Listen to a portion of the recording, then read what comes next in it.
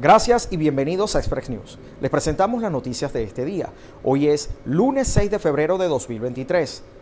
Y comenzamos con una lamentable noticia, porque miles de muertos y heridos se reportan hasta el momento por el terremoto de magnitud 7.8 que sacudió la madrugada de este lunes a Turquía.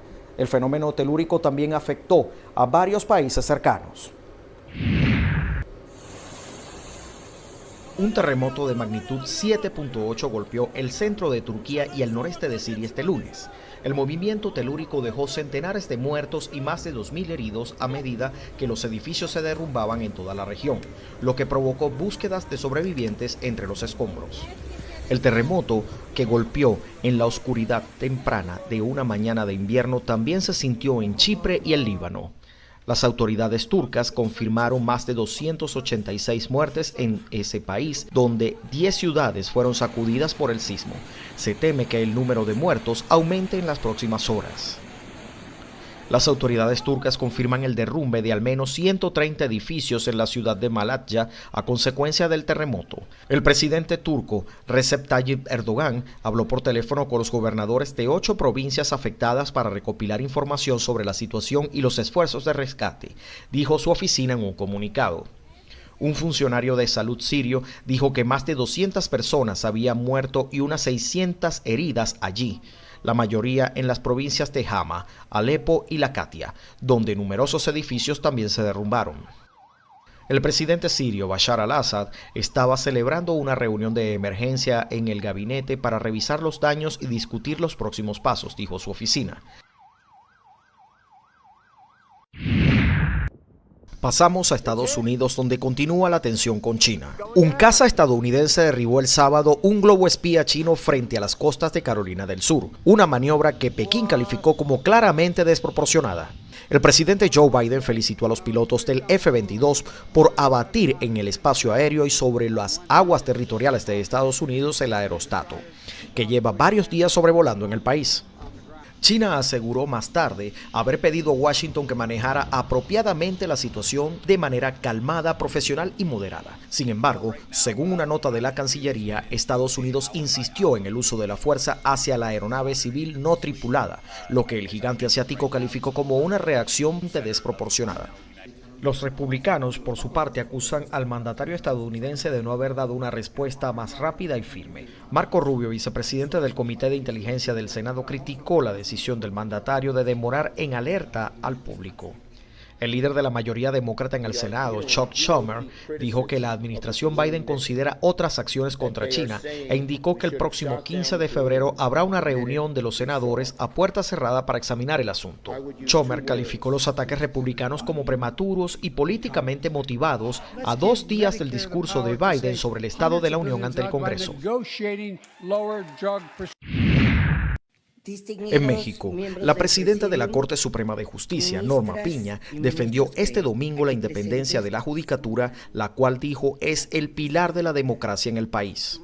Durante su participación en la ceremonia número 106 del aniversario de la promulgación de la Constitución, que se llevó a cabo en el Central Estado Mexicano de Querétaro, Piña destacó que la independencia judicial no es un privilegio de los jueces, sino el principio que garantiza una adecuada impartición de la justicia.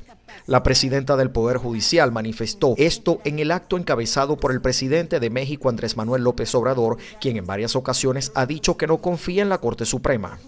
El mandatario ha criticado los votos de la Corte en contra de sus iniciativas como la reforma eléctrica y que los jueces liberen a delincuentes con el argumento del debido proceso.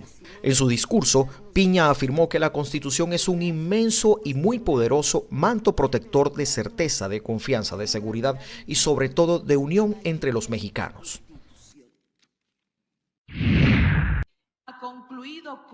Nos vamos a Ecuador, porque la presidenta del Consejo Nacional Electoral de ese país, Diana Atamaint, informó que la participación ciudadana en los comicios y el referéndum para modificar la Constitución de este domingo llegó al 80.74% al cierre de los colegios electorales. La funcionaria dijo que debido a la cantidad de papeletas para agilizar el escrutinio, el conteo se realizará en 2 grupos. El primero de dignidades de alcaldes y prefectos, y el segundo las del referéndum y finalmente la de los miembros del Consejo de Participación Ciudadana y Control Social. Los ecuatorianos eligieron este domingo en las urnas unas 5.700 autoridades locales como alcaldes, concejales municipales y gobernadores provinciales que asumirán en mayo para un periodo de gobierno de 4 años, además de resolver en un referéndum si aceptan la extradición de connacionales para combatir la criminalidad. Las autoridades electorales tienen hasta 10 días para el escrutinio y proclamar los resultados. En Perú, las movilizaciones y los bloqueos de vías por las protestas antigubernamentales se mantuvieron este domingo en 22 provincias, lo que equivale al 11.2% del territorio nacional, según datos de la Defensoría del Pueblo, que hasta el momento no registró enfrentamientos entre manifestantes y las fuerzas de orden. De acuerdo con el último reporte de este organismo, las movilizaciones sociales siguen concentradas en el sur del país, precisamente en las regiones de Cusco, Puno, Arequipa, Ayacucho y Madre de Dios. De momento, la Fiscalía no reportó enfrentamientos entre manifestantes y las fuerzas de orden, a diferencia del sábado, cuando sí ocurrieron en el centro histórico de Lima, donde miles de ciudadanos salieron a marchar y la policía arrojó bombas lacrimógenas para dispersarlos, mientras ellos lanzaron piedras y artefactos pirotécnicos contra los agentes. Las protestas en Perú comenzaron en diciembre pasado, luego de que Dina Boluarte asumiera la presidencia por sucesión constitucional tras la destitución de Pedro Castillo por intentar cerrar el legislativo, intervenir la judicatura y gobernar por decreto.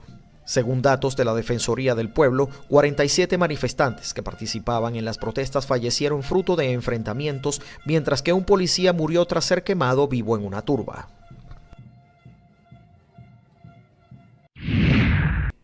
Y hasta aquí las noticias internacionales de este día, informó Emilio Velázquez para Sprex News.